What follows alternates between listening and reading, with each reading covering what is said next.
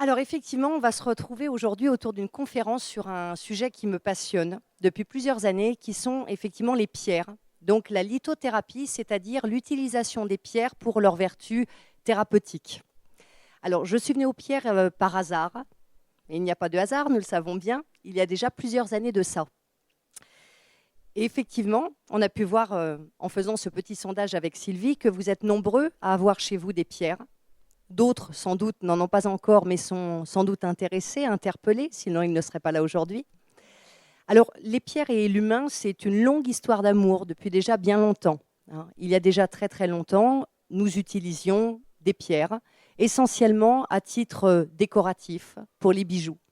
Il a fallu déjà beaucoup de temps pour que peu à peu, on arrive à comprendre que les couleurs donnaient une incidence, avaient une action très particulière. Et c'est de cette manière que peu à peu, on a compris qu'en choisissant des pierres plutôt de telle ou de telle couleur, eh bien, il allait y avoir des incidences sur le plan physique, émotionnel, psychologique, spirituel également. Il a fallu attendre jusqu'au Moyen-Âge à peu près pour que vraiment la pratique finalement de ce qu'on appellerait aujourd'hui la lithothérapie, apparaissent, qu'elles commencent à être étudiées, qu'elles se répandent en Europe notamment, mais c'est d'abord arrivé par l'étranger, et puis notamment en France. Alors en France, au Moyen-Âge, on utilisait les pierres déjà, mais d'une façon très particulière, puisqu'on utilisait ce que l'on appelait des élixirs. Alors ça consistait en quoi un élixir ? Eh bien, c'est une pierre que l'on broyait, que l'on allait mélanger à de l'eau pour la consommer. Alors évidemment, ça a posé quelques problèmes. Parce qu'il y a des minéraux qui contiennent des substances toxiques qu'il ne faut surtout pas ingérer. Donc, on ne pouvait pas utiliser toutes les pierres, ou bien on risquait l'accident, évidemment. Et puis, peu à peu, le temps est passé, on est rentré dans une ère plus moderne, l'ère de l'industrie, et on a laissé de côté, effectivement, cette alternative naturelle, de côté jusqu'à, il y a finalement assez peu de temps, on a recommencé à s'intéresser aux vertus thérapeutiques des pierres, et de plus en plus d'année en année. Je vois depuis déjà quelques années qu'il y a un intérêt qui est vraiment croissant. Il y a vraiment de plus en plus de personnes qui décident de se documenter sur les pierres, de travailler avec elles.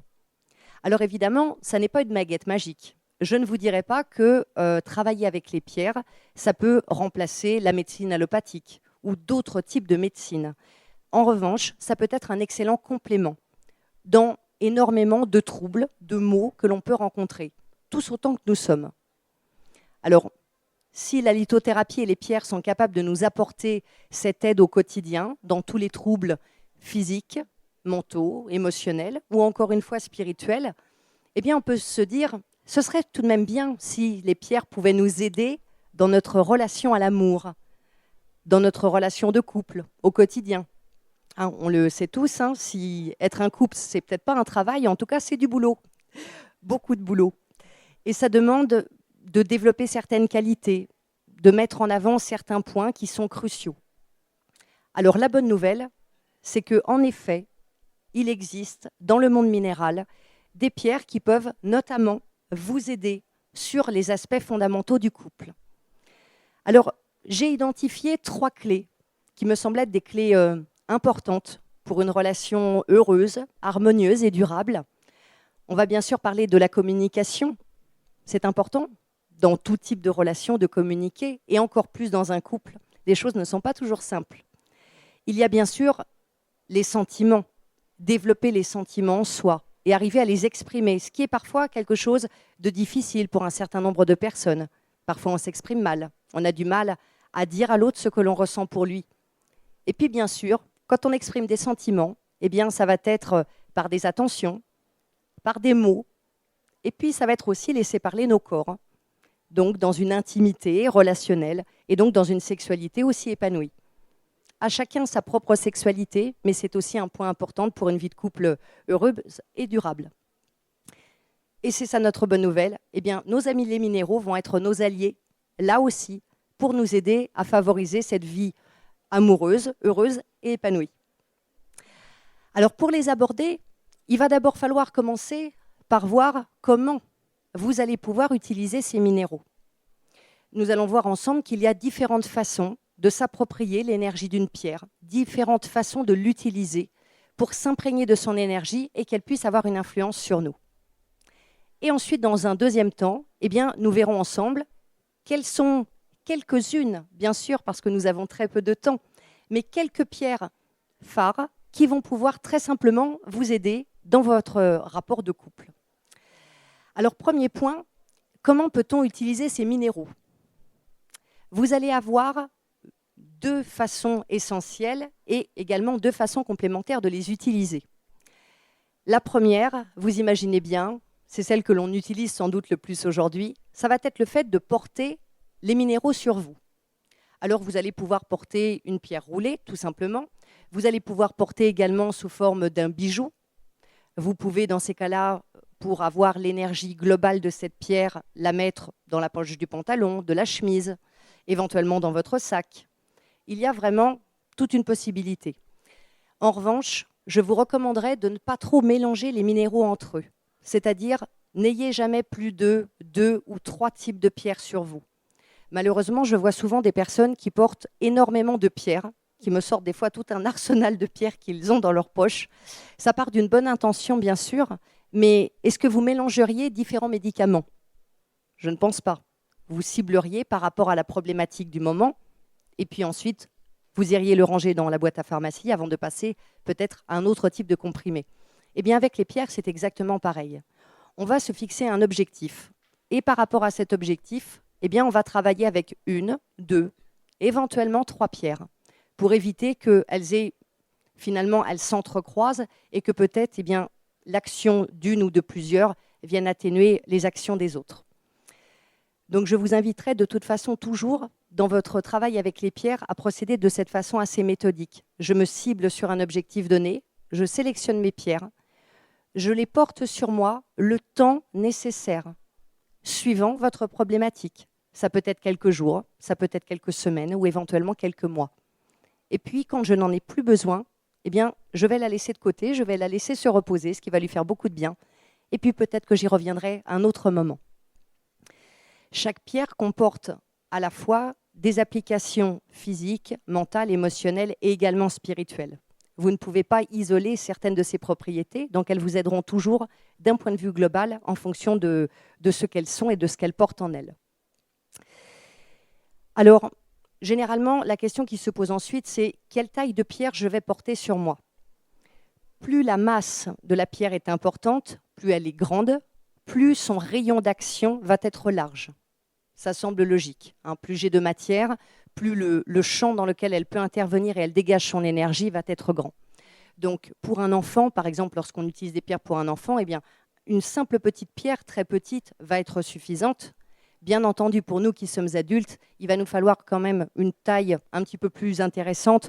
Donc moi, je vous recommanderais toujours d'avoir des tailles de pierres un peu comme celles que vous verrez ici sur la table, c'est-à-dire des pierres qui font minimum 20-25 grammes, ça vous donne un ordre d'idée, ou bien 3-4 cm à peu près. Voilà, ça c'est une taille correcte pour un adulte. Parce que si vous prenez des pierres qui sont trop petites en taille, eh bien, tout simplement, elles vont avoir beaucoup plus de mal à faire circuler leur énergie dans tout votre corps et donc les effets seront moins prononcés et seront beaucoup plus lents à venir. Voilà pour la petite parenthèse. Donc vous allez pouvoir porter eh bien, les pierres que vous allez choisir sur vous, tout simplement. Et dans certains cas, vous pourrez même, pourquoi pas, les mettre sur votre table de chevet. Vous pourrez même dormir avec en les mettant sous l'oreiller, dans certains cas de figure, sans aucun problème. On est très souvent chez nous. Et chez nous, on libère des énergies. Et puis également, on reçoit les énergies qui sont déjà présentes dans les lieux, dans notre chambre, dans notre salon. L'énergie d'une pièce a une action indirecte sur vous. Alors pourquoi ne pas aller changer et modifier justement l'énergie de votre pièce? Et bien entendu, puisqu'on parle du couple, eh bien, on va parler notamment de la chambre. Vous allez avoir la possibilité de placer des minéraux dans vos lieux de vie, en prenant soin, bien sûr, de les sélectionner en fonction eh bien, de leur vertu thérapeutique. Et cette pierre va venir agir indirectement sur vous. C'est-à-dire qu'elle va modifier le niveau énergétique de la pièce dans laquelle elle se trouve pour favoriser les activités qui y sont menées. On ne va pas choisir les mêmes pierres pour la cuisine, le bureau ou la chambre, par exemple. On comprend bien que l'on n'y fait pas les mêmes choses. Bon, après, c'est votre liberté. Chacun fait ce qu'il veut. Mais dans la logique, on va faire en fonction des activités menées dans chaque pièce. Donc vous verrez bien sûr que les pierres que l'on va découvrir, eh bien, elles trouveront très très bien leur place dans votre chambre conjugale, mais également dans le salon ou la salle à manger, quand on va parler des pierres qui vont favoriser la communication.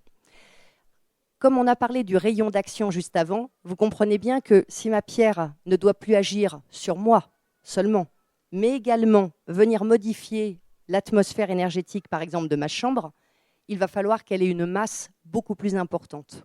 Donc, bien entendu, une petite pierre comme ça ne va pas modifier l'énergie de votre chambre ou de votre salon ou autre. Bien entendu, elle va être beaucoup trop petite.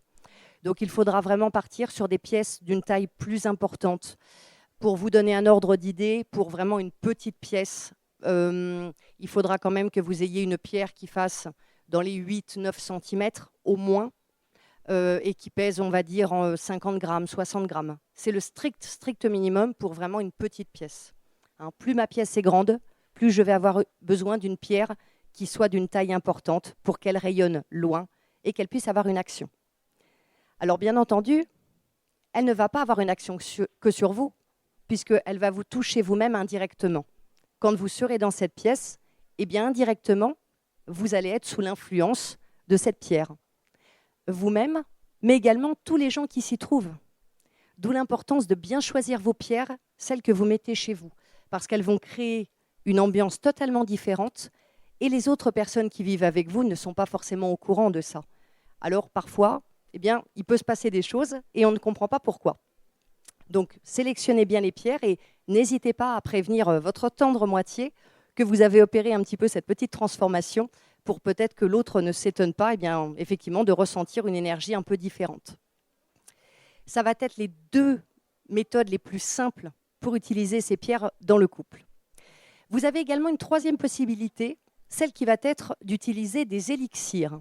Alors rassurez-vous, ce que l'on appelle aujourd'hui des élixirs, ça n'est plus du tout comme au Moyen-Âge, puisqu'on ne broie pas les pierres. Simplement, il s'agit de dynamiser une pierre, il s'agit de dynamiser avec une pierre de l'eau. On va faire donc ce qu'on appelle une eau de roche, généralement. Ou bien, on va aller plus loin en ajoutant un alcool pour la conservation et on va transformer cette préparation en élixir. Alors, ça va donner une impulsion émotionnelle. Les élixirs, puisque ceux-ci sont très souvent ingérés, demandent une préparation assez soignée. Donc, vous pouvez les faire vous-même en vous renseignant, bien sûr, avant sur les conditions de fabrication, pour ne pas faire d'erreur suivant ce qui est contenu dans la pierre, ou bien acheter des préparations qui sont toutes prêtes, vendues par certaines parapharmacies. Vous en trouvez sans problème. Il faut juste chercher un tout petit peu. L'avantage de l'élixir, c'est que vous allez le consommer. Ça veut dire qu'il va y avoir une action plus rapide, mais qui a surtout des applications d'un point de vue physique. Alors, pourquoi je vous en parle ? Eh bien, quand on va parler notamment des pierres pour la sexualité, on comprend que dans certains troubles physiques qui ont un impact au niveau de la sexualité du couple, un élixir peut être le bienvenu. Si vous travaillez avec une pierre spécifiquement, vous allez donc avoir la possibilité de la porter sur vous, d'avoir peut-être un modèle de cette pierre à placer dans votre chambre et également de compléter en vous faisant un élixir de cette fameuse pierre. De cette manière, vous allez avoir toute l'énergie et les propriétés de cette pierre de la façon la plus complète qui soit. Quatrième et dernière possibilité qui vous est offerte, est bien celle de travailler avec une pierre en méditation. L'avantage, c'est que ce seront peut-être seulement quelques minutes, mais pendant ces minutes, vous allez être pleinement à l'écoute de cette pierre. Vous allez donc pouvoir la mettre au creux de votre main, simplement pour la laisser vous imprégner au niveau du corps physique, mais aussi des corps subtils. Ou bien, vous allez pouvoir faire un travail spécifique sur un domaine en particulier, en choisissant une pierre que vous allez placer sur un chakra précis. Par exemple, notre première clé, notre premier pilier d'une relation épanouie, la communication. La communication, nous allons le voir, nous renvoie très très souvent aux pierres de couleur bleu clair. C'est vraiment la couleur la plus adaptée pour tout ce qui est trouble de la communication, que ce soit d'un point de vue physique ou d'un point de vue émotionnel. Donc, vous aurez la possibilité de vous imprégner complètement de cette énergie en disposant une des pierres dont nous allons parler au niveau du chakra de la gorge. Nous allons évoquer notre deuxième point qui est les sentiments. Le cœur, savoir ouvrir son cœur à l'autre. Alors bien entendu, vous l'aurez compris, ça nous renvoie au chakra du cœur. et aux pierres qui vont être essentiellement des pierres de couleur rose. Vous allez donc pouvoir disposer les pierres dont nous parlerons directement sur votre chakra du cœur. Et puis enfin, la sexualité. On va aborder des pierres de couleur rouge essentiellement, et vous allez donc pouvoir travailler notamment, bien sûr, avec le chakra racine, et dans certains cas également avec le chakra du hara sous le nombril, directement en appliquant les pierres que nous allons évoquer directement sur le chakra concerné par ce qui vous intéresse. Donc vous voyez qu'il n'y a vraiment pas d'excuse. Tout le monde peut utiliser les pierres de mille et une façons. Il n'y a vraiment qu'à essayer et à expérimenter. C'est d'ailleurs pour ça que la lithothérapie a autant de succès. Vous-même, si vous vous intéressez aux pierres, vous avez dû remarquer que les gens en parlent de plus en plus, qu'il y a de plus en plus d'interventions, d'interviews, de conférences, de livres, d'articles sur Internet. S'il y a un tel succès de la lithothérapie, c'est bien parce que ça marche, ça fonctionne. L'expérimentation permet de voir qu'il y a une véritable action. Je vous rassure, j'étais une sceptique, totalement. Pour moi, il y a quelques années en arrière, utiliser des pierres et croire qu'elles pouvaient avoir une action sur soi, c'était quelque chose qui me dépassait complètement. Et puis, un jour, par hasard, eh bien, j'ai eu un gros rhume, une sorte de rhume des foins, vous savez, quand on a les yeux qui piquent, etc., une crise terrible. Et à ce moment-là, on m'a fait utiliser une pierre. Une personne qui était là m'a fait prendre 2 pierres dans ma main. Et en effet, en l'espace de quelques minutes, la crise s'est totalement arrêtée. Et depuis, eh bien, j'ai testé, j'ai expérimenté. Et c'est ce qui m'a amené jusqu'à aujourd'hui à prendre vraiment conscience que, eh bien oui, ces petites pierres, aussi petites soient-elles, elles ont une puissance énorme qui peut nous aider au quotidien et notamment, bien sûr, dans l'amour.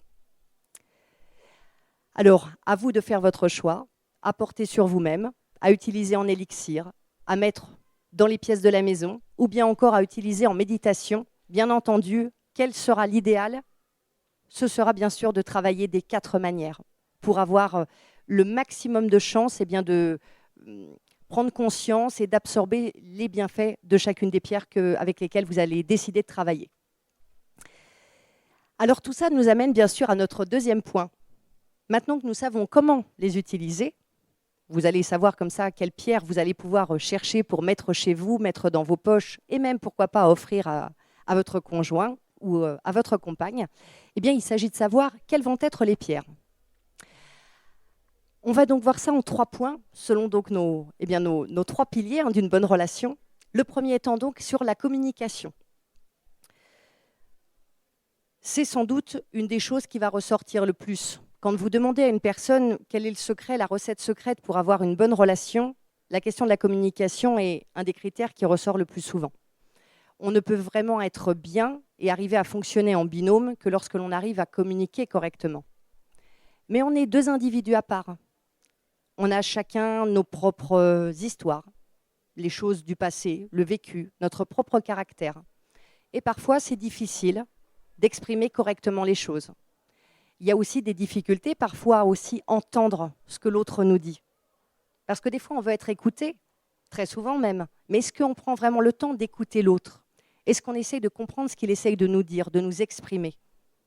Et puis, vous le savez, quand il y a des problèmes de communication, eh bien, malheureusement, il y a des quiproquos. Et puis, qui entraînent des fois des non-dits, des éloignements. Et très facilement, eh bien, les choses peuvent basculer, même si derrière, il y a beaucoup d'amour. Alors, on va pouvoir s'aider des pierres sur ces problèmes de communication. Qu'il s'agisse de problèmes, on va dire, récurrents, par exemple de personnes qui vont être particulièrement timides, renfermées, qui vont avoir véritablement du mal à exprimer les choses, ou bien qu'il s'agisse tout simplement de petites erreurs de communication, comme par exemple une erreur toute bête mais si courante, celle de bien choisir ses mots et d'arriver à dire les choses avec tact. On le sait, ce n'est pas toujours évident d'avoir les bons mots. Parfois, ça part comme ça part. Puis malheureusement, une fois que ça a été dit d'une façon peu engageante, eh bien, l'autre se ferme et puis c'est fini. Et parfois, d'une toute petite chose, eh bien, on arrive à tout un problème, malheureusement. Merci. Donc, je vous propose qu'on se dirige sur des pierres de couleur bleu ciel. Je précise bien. Merci beaucoup.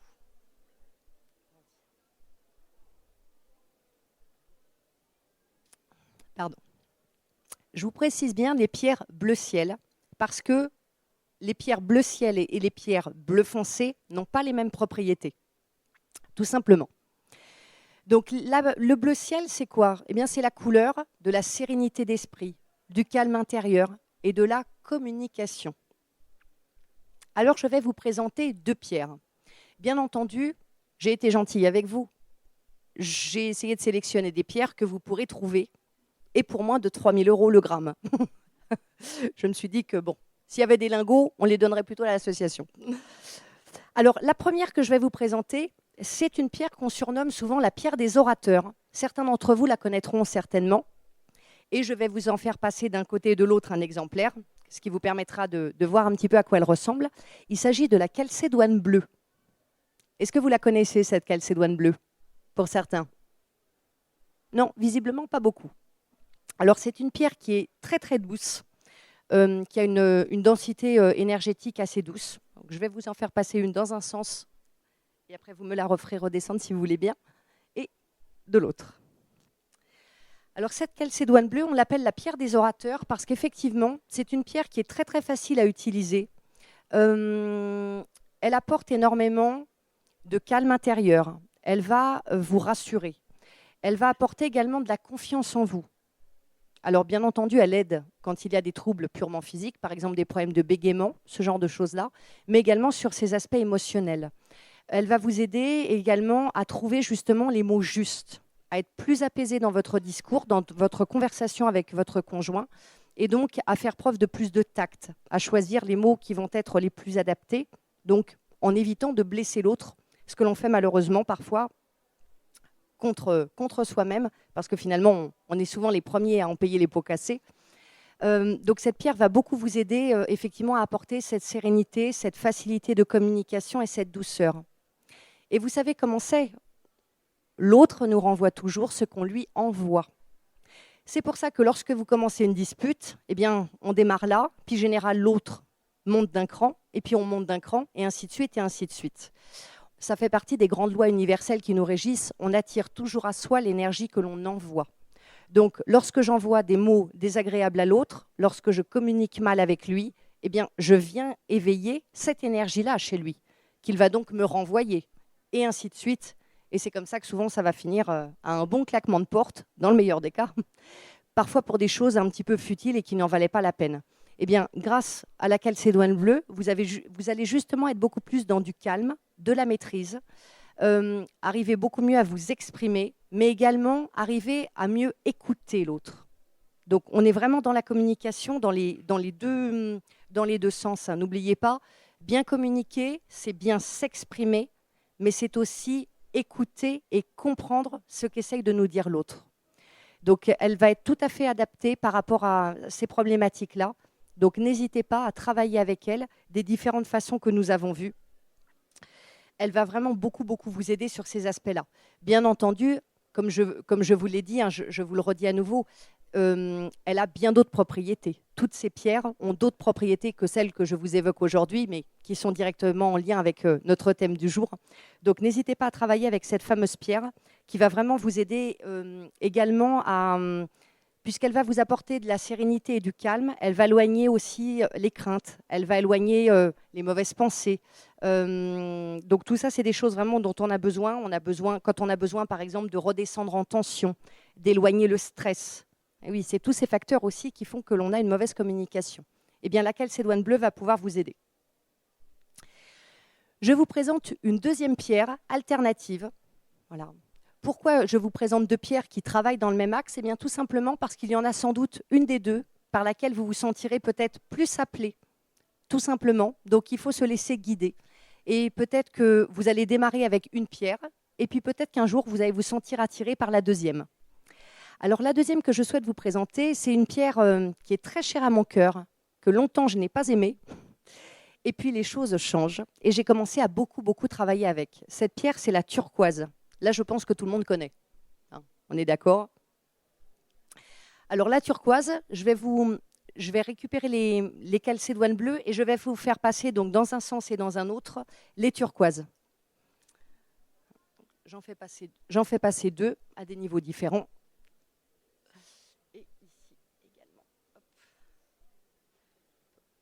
la quatrième. Hop, et je vais récupérer les calcédoines bleues. Est-ce que tout le monde les a vus? Vous ne les avez pas vus, d'accord, donc je vous laisserai les faire redescendre. Alors la turquoise, juste, j'ouvre une petite parenthèse pour la turquoise. Autant sur la première que nous avons vue, la calcédoine bleue, il n'y a pas de fausse, pas à ma connaissance. En revanche, sur la turquoise, il y a énormément de faux. Hein, ça, faut le savoir. Pourquoi? Parce que la turquoise est de plus en plus rare. Les mines ont été épuisées, les prix ont augmenté énormément. C'est relativement cher. Relativement, ça commence. On va dire que les pierres qui vous passent entre les mains en tarif professionnel, c'est-à-dire en achetant en gros, etc., donc bien moins cher que ce que vous achetez en magasin, on est déjà à des pièces qui valent déjà dans les 30 €. Ça veut dire que c'est des pièces en magasin qui vous en coûteraient peut-être 50, ou peut-être plus même, d'ailleurs. Donc faites juste attention par rapport à ça. Généralement, ce que l'on trouve en magasin, surtout si ce n'est pas très très cher, ça va être généralement ce qu'on appelle de la woolite, qui est une pierre qui a exactement la même densité, le même type de forme, mais qui est d'une couleur un petit peu crème et que l'on teinte. Donc bien entendu, c'est joli, mais énergétiquement parlant, ça n'a vraiment que très très peu d'intérêt. Alors cette turquoise, elle va travailler dans le même axe que la calcédoine bleue. Ça va être vraiment une affaire de goût. Vous serez attiré par l'une ou par l'autre. Dans les deux cas, de toute façon, elles vont vous aider sur le point de vue de la communication. Alors la turquoise, c'est une pierre qui est très très dynamisante, qui est très active. Elle apporte beaucoup de confiance. Le petit plus qu'elle a par rapport à la calcédoine bleue, c'est qu'elle va absorber les énergies négatives de son propriétaire. Quand je parle d'énergie négative, je parle surtout des pensées, le stress, les idées noires, ce genre de choses. Donc, elle va forcément préserver finalement votre entourage de vos propres pensées négatives puisqu'elle va les absorber. Et forcément, parce qu'elle va les absorber, eh bien, elle va vous apporter beaucoup plus de bonne humeur. Donc, chez des gens, par exemple, qui vont avoir des problèmes, vous savez, je pense que pour ceux qui ont un conjoint comme ça, ils savent que c'est quelque chose de difficile. Quand parfois on est avec une personne qui a beaucoup de hauts, de bas, où il y a des variations d'humeur très importantes, eh bien, on est un peu perdu, un peu égaré. Eh bien, grâce à la turquoise, il va beaucoup moins y avoir ce phénomène comme ça, un petit peu sinusoïdal, justement, de grandes montées et de grandes descentes au niveau de l'humeur. C'est d'ailleurs parce qu'elle absorbe les fameuses énergies négatives qu'on dit, et c'est véridique, que la turquoise, c'est une pierre qui est très, très attachée à son propriétaire. Et si vous avez vous-même une turquoise et qu'il vous arrive quelque chose de difficile, un accident, une maladie, voire même quand les personnes décèdent, eh bien, très, très souvent, la turquoise se fissure ou se casse complètement, spontanément. Donc il y a un lien très très fort avec une turquoise et vous verrez que c'est une très très jolie pierre avec laquelle on peut faire énormément de choses. En tout cas, elle va énormément vous aider à réguler au niveau des humeurs, des colères et justement vous aider à être dans un état d'esprit beaucoup plus positif, beaucoup plus heureux.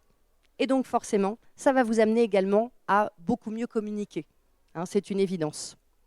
Donc voilà deux pierres que je vous recommande particulièrement, calcédoine bleue et la turquoise. Bien sûr, il y a d'autres pierres, mais si vous devez démarrer avec certaines pierres pour vous aider à mieux communiquer dans votre couple, eh bien, je vous suggère vraiment de travailler avec ces deux-là. Merci beaucoup. Donc maintenant, vous savez quoi offrir à votre tendre moitié et quoi vous offrir à vous-même. Oui, parce que bien entendu, c'est vous qui êtes là aujourd'hui dans ce théâtre. Mais vous pouvez également, et je vous invite à le faire, bien sûr, offrir aussi une de ces pierres à votre conjoint ou à votre compagne, à lui expliquer le fonctionnement, bien entendu. Ça va décupler encore plus la bonne communication, puisque ça permettra à chacun d'entre vous de travailler justement ces difficultés-là, et donc de se renvoyer l'un et l'autre une énergie beaucoup plus positive pour communiquer mieux. Il y a vraiment de très très bons retours. Hein. Les pierres dont je vous parle, ce ne sont de toute façon que des pierres avec lesquelles j'ai beaucoup travaillé moi-même, avec lesquelles j'ai vu travailler des gens, parce que j'anime des groupes j'anime des stages et des groupes en fait de découverte de la lithothérapie, donc je reçois beaucoup de témoignages, bien sûr. Donc c'est vraiment des pierres sur lesquelles j'ai pu voir et observer de vrais changements. Ça reste après des pierres relativement douces. Donc bien entendu, je vous le dis, si vous voulez observer des résultats, soyez patient. Il faudra toujours à peu près compter 1 mois et demi, hein, je vous le dis, pour que vous puissiez vraiment observer qu'effectivement, il y a des choses qui ont changé depuis que vous portez les pierres sur vous. Il faut compter à peu près 1 mois et demi, hein, généralement, pour observer vraiment. Puisque, bien sûr, les pierres, reste une technique, l'utilisation des pierres, ça reste une méthode naturelle et énergétique. Et donc, chaque jour où vous allez les porter, elles vont vous diffuser en continu leur énergie, qui va progressivement avoir un impact sur la vôtre. Alors, grâce à nos pierres, on arrive mieux à communiquer, on arrive mieux à se dire les choses, on ne s'énerve plus autant, on arrive à rester gentil avec sa tendre moitié, même s'il n'a pas sorti la poubelle, même si elle a encore mal à la tête ce soir. Eh bien, on va rester gentil, cordial, poli et aimant. Alors maintenant qu'on communique mieux, eh bien, ce serait bien d'utiliser cette bonne communication pour arriver à se dire que l'on s'aime, tout simplement. L'expression des sentiments. Là, encore une fois, c'est quelque chose qui pourrait paraître tellement simple et pourtant qui est si compliqué. Énormément de gens, hommes et femmes d'ailleurs, vraiment, il n'y a pas de... On aurait tendance à dire les femmes, elles expriment beaucoup, les hommes n'expriment absolument pas. Ça a peut-être été vrai à une époque et aujourd'hui, je trouve que ce n'est pas si simple. La position des hommes et des femmes, le rapport amoureux, le rapport du couple, tout a énormément changé et très rapidement. Et donc, les moyens d'expression ne sont pas du tout les mêmes. Vous avez des hommes qui expriment extrêmement bien et des femmes qui ont énormément de difficultés. Alors, pourquoi? Eh bien, il y a des histoires de caractère, bien sûr. Il y a aussi des questions parfois de culture. Il y a aussi ce qu'on a vécu. Il y a parfois on a tous eu des ruptures amoureuses douloureuses. Je pense qu'on a tous connu ça au moins une ou deux fois. Cette phase si douce, si agréable, où on met son pyjama en pilou et où on mange de la pâte à tartiner pendant quelques jours, le temps de bien pleurer, de prendre des actions chez Kleenex avant de remonter la pente. Je parle pour nous, mesdames. Généralement, c'est plutôt des choses que nous, on fait. On reste parfois très marqué, par exemple, par une séparation, par une rupture. Et qu'est-ce qui se passe? Eh bien, ça nous empêche des fois d'arriver à approfondir les sentiments avec la personne suivante. Ça nous empêche des fois d'arriver à ouvrir complètement notre cœur. On le voudrait, mais on n'y arrive pas. Il peut y avoir également des fois, malheureusement, ce sont des choses qui arrivent, des choses aussi de l'enfance, des carences affectives profondes que l'on n'arrive pas à gommer et qui font qu'à un moment donné, on s'est refermé et on est coupé finalement de soi-même. Le fait également de s'aimer soi. Oui, parce qu'on parle du couple, mais c'est une certitude. Comment aimer l'autre et être bien à deux si je n'arrive pas à m'aimer moi, si je n'arrive pas à m'accepter tel que je suis? Si je ne suis pas douce avec moi, je ne peux pas l'être avec l'autre. Ou alors je suis dans une forme de recherche de compensation, mais de toute façon, il va manquer quelque chose dans l'équilibre. Alors pour renforcer ses sentiments, pour arriver à davantage ouvrir son cœur, eh bien, il y a là encore des pierres qui vont pouvoir nous aider.